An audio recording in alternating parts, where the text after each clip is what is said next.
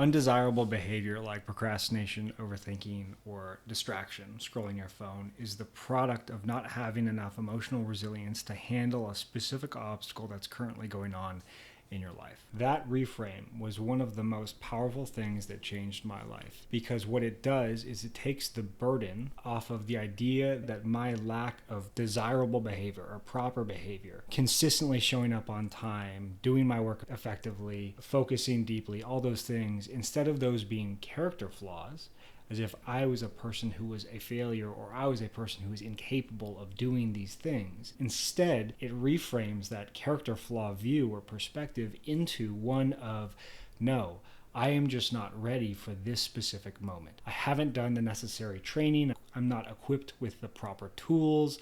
I'm not in the right environment. The influences around me or inside of me are not supportive of me acting in the way that I wanted to in this moment, given the stress or emotional toll that I'm under in this moment. That is a very different perspective than I am not the type of person, or I am unqualified to do this thing, or I'm incapable, or I'm failing at this thing. No, you just don't have enough reps. You just don't have the right environment, the right lifestyle, the right behaviors, the right mindset, the right tools in place in order to support yourself through a specific thing. If one of your friends was going through a deep traumatic experience, and during that time they were not showing up to work on time, they weren't very focused, you wouldn't go, wow, you're such an incompetent person who can't focus. You'd probably be compassionate and say, okay, that's happening. It's true, you're not focusing well and you're not showing up to work on time.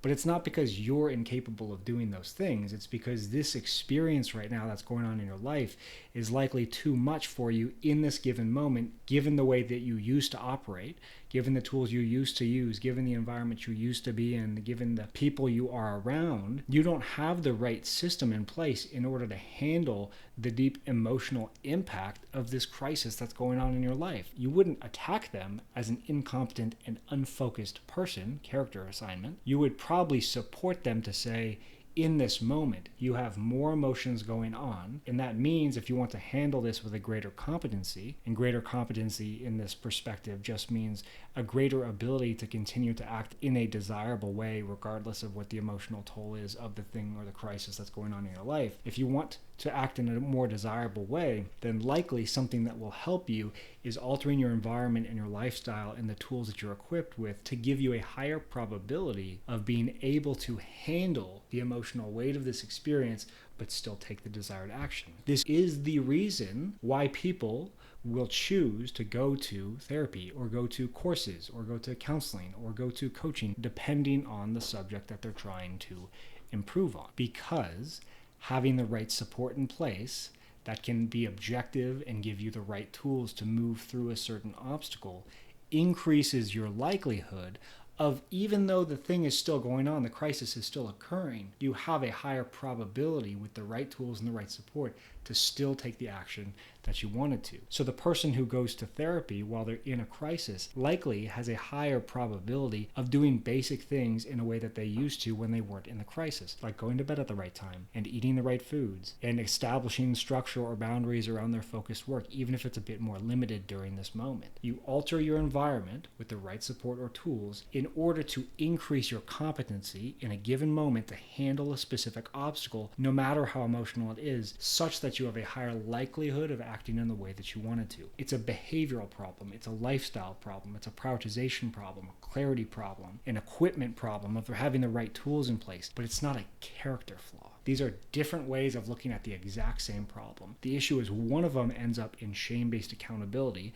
where you tell yourself you just need to try harder, or that you should be able to do this, or you have been able to do this in the past. All of that feeds back into the negative feedback loops that end up in character assignment and character flaws, that end up in a perspective that I am a flawed person in this moment and I am incompetent or incapable of handling this thing with however much intensity it is occurring with. And that sometimes works in the short term, but that shame-based, gritty accountability is not an effective way of establishing long-term sustainable behavior change, because every time a new thing comes up that knocks you on your ass, it becomes shame. You attack yourself. It's a you problem, right? It's because you are incapable or incompetent.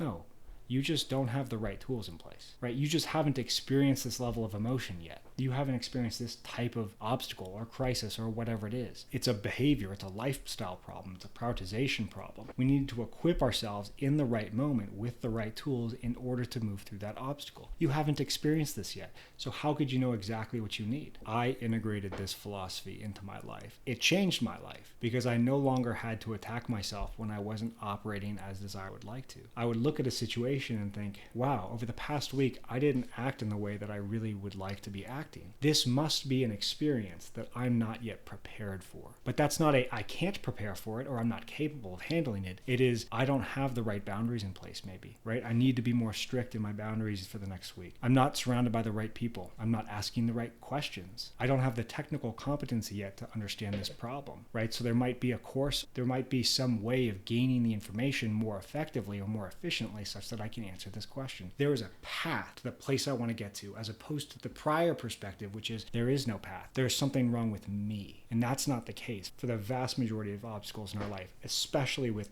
procrastination, distraction, overthinking, doom scrolling, things like that. They are behavioral problems that, if you integrate the right support system and the right tools, you have a high likelihood of being able to handle the emotional load and not choose to distract yourself, not choose to overthink, not choose to scroll your phone, not scroll Hinge, or whatever the avoidant behavior is that you engage in instead of doing the thing that you wanted to. But it's not you. You are not incapable of doing the thing. It's just that you haven't integrated the right tools yet or the right system yet in order to give yourself a higher probability of acting in the way that you wanted to, even when you are encountering an obstacle with an emotional intensity that you have not yet handled before. If that resonates with you, I would love to know, what is a time where you experienced something that was really intense, and when you had good behaviors, you ended up falling off track with them? And then you realize you're like, actually, I can handle this thing. It's just that in this learning curve moment, I wasn't able to continue to engage in the healthy behaviors that I like to engage in.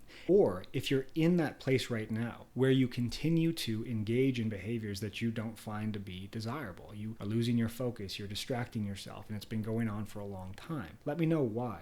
This is something I can help you. I have tools and resources that can directly support you with overcoming these obstacles. So feel free to reach out, follow this channel, like this content, because I have lots of tools and resources that I can specifically support you with to increase your competency, your probability of moving through these emotional obstacles while still taking the action that you wanted to take. I'm Flint from iAlign, and I look forward to hearing from you. Peace.